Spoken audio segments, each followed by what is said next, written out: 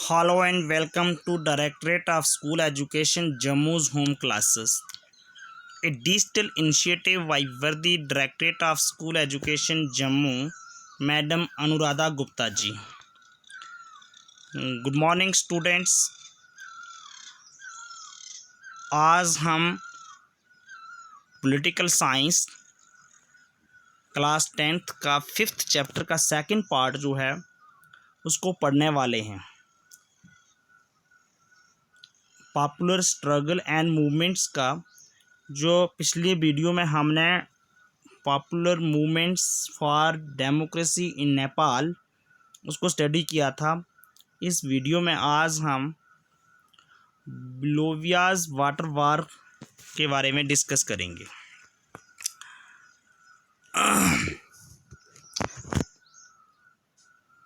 इस स्टोरी को पढ़ने से पहले हम थोड़ा सा पॉपुलर स्ट्रगल के बारे में डिस्कस करेंगे कि role of popular struggle is not limited to the establishment of democracy only. क्या कि पॉपुलर स्ट्रगल जो हैं इनका रोल सिर्फ लोकतंत्र या जमहूरियत को कायम करना स्थापित करने तक ही नहीं होता। जब देश में जमहूरियत है, लोकतंत्र आ गया, उसके बाद भी पॉपुलर स्ट्रगल का रोल होता है डेमोक्रेसी को ज़िंदा रखने के लिए। Popular struggles are integral to the working of democracy for the growth and smooth functioning of democracy. Popular struggles and movements play very important role. ये नहीं कि एक बार डेमोक्रेसी देश में आ गई तो उसके बाद जो है वो उस देश में किसी किस्म की कोई मूवमेंट्स या स्ट्रगल नहीं होंगी। तो हमें भी अपने देश में अगर कभी ज़रूरत पड़े, हमें देश बुलाए, तो पॉपुलर स्ट्रगल या मूवमेंट्स के लिए तैयार रहना चाहिए। But it should be constructive. तो स्टूडेंट्स हम स्टार्ट करते हैं Bolivia's water war. Bolivia is a poor country in Latin America. Bolivia है कहाँ पर? सबसे पहले ये लैटिन अमेरिका में एक बहुत ही गरीब देश है।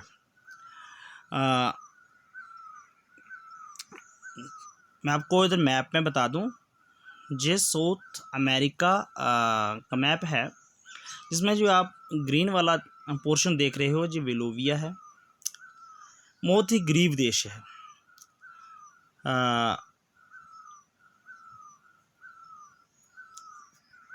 वहाँ पर क्या हुआ कि वाटर वार का मतलब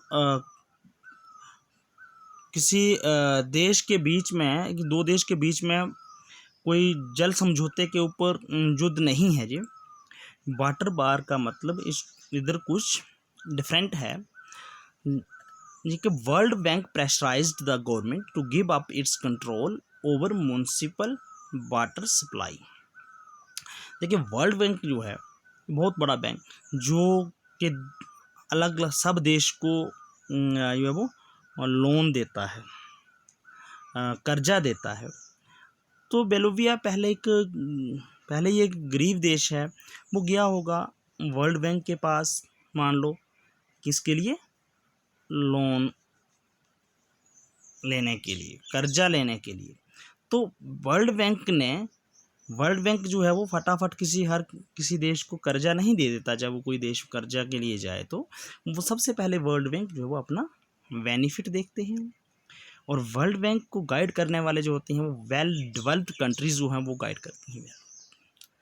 और वर्ल्ड बैंक ने जब बोलिविया कंट्री जो है वो एक गरीब सा देश, जब वर्ल्ड बैंक के पास कर्जे के लिए गया होगा, तो उन्होंने वर्ल्ड बैंक ने प्रेशराइज किया गवर्नमेंट को, बोलिविया की गवर्नमेंट को, टू गिव अप होता है स्टूडेंट, एक फ्रेज है, छोड़ देना, to give up its control over municipal water supply, कि म्यूनसिपल वाटर सप्लाई के ऊपर जो आपका कंट्रोल है। म्यूनसिपल क्या होता है? म्यूनसिपलिटीज़ जो है लोकल गवर्नमेंट्स हम जिनको कहते हैं, नगर निगम, टाउन एरिया चाहे rural area, sorry urban areas में, वहाँ पर वाटर सप्लाई का रोल कंट्रोल जो है वो गिव अप कर दें, छोड़ दें, फिर जाकर हम आपको की हेल्प करेंगे। Water supplying rights for the city of Cochabamba were sold to multinational companies. जब उन्होंने प्रेशराइज किया, वर्ल्ड बैंक ने प्रेशराइज किया बोलिविया की गवर्नमेंट को कि आप म्यूनसिपल वाटर सप्लाई के ऊपर जो आपका कंट्रोल है उसको छोड़ दो, तो गवर्नमेंट ने, बोलिविया की गवर्नमेंट ने ये सारे का सारे राइट्स जो थे एक कोचंबा सिटी के, वो उनको बेच दिए। किसको? मल्टीनेशनल कंपनीज को। MNCs का मतलब है मल्टीनेशनल कंपनीज से है। ऐसा क्यों हो सकता है? जो मल्टीनेशनल कंपनीज जो हैं, वर्ल्ड बैंक के साथ इनके बहुत अच्छे रिलेशंस होंगे, इसलिए वर्ल्ड बैंक ने वो वाले राइट्स जो हैं, वाटर सप्लाई के जो राइट्स हैं, जो कंट्रोल था म्यूनसिपल एरिया में गवर्नमेंट का, बोलिविया की गवर्नमेंट का, उसको वहाँ से छुड़ाकर MNCs को दिला दिया। इसका रिजल्ट क्या हुआ? Increase in the price of water by 4 times. पानी की कीमतें जो थी वो 4 गुना बढ़ गई। Many people received monthly water bill for ₹1000 in a country where average income is around 5000 a month. बहुत सारे लोगों को जो है वो पानी के बिल, महीने का बिल जो है वो 1000 तक आने लगा पूरे देश में, जहाँ पर लोगों की जो है वो मंथली इनकम जो थी एवरेज वो 5000 की इनकम आमदन महीने की, और बिजली का बिल 1000, मतलब बहुत ज़्यादा महंगा कर दिया पानी। This led to spontaneous popular protest, और जिससे क्या हुआ कि अचानक लोगों ने प्रोटेस्ट शुरू कर दिया, विरोध शुरू कर दिया इसके बारे में। और ये प्रोटेस्ट जो था किस लिए था? कि जो डेमोक्रेसी है वहाँ पर बोलिविया में डेमोक्रेसी थी, वो अच्छे से काम करे। ये जो पानी के जो वाटर सप्लाई का राइट्स है, जो म्यूनसिपल मल्टीनेशनल कंपनी से वापस लिया जाए और सस्ते रेट पर जो है वो उनको पानी प्रोवाइड किया जाए। How did the movement evolve? अब ये देखने नेक्स्ट क्वेश्चन पैदा होता है कि मूवमेंट किस तरह से इवॉल्व हुई। तो in January 2000 in new alliance of labourers, human right groups and community leaders organised a successful 4-day strike. 4 दिन की स्ट्राइक रख दी इन लोगों ने, एक नई अलायंस बनाकर जनवरी 2000 में, जिसमें कुछ किसान, मजदूर, ह्यूमन राइट्स ग्रुप के लोग या कुछ डिफरेंट कम्युनिटीज़ के लोगों ने एक ऑर्गेनाइज की, क्या 4 दिन की एक स्ट्राइक रख दी। The government agreed to negotiate and the strike was called off. Government जो है वो मान गई समझौता करने के लिए उनके साथ, और वो स्ट्राइक जो थी वो उन्होंने वापस ले ली। येट नथिंग हैपन, लेकिन कोई अभी तक कुछ भी कोई खास अचीवमेंट नहीं सामने आई।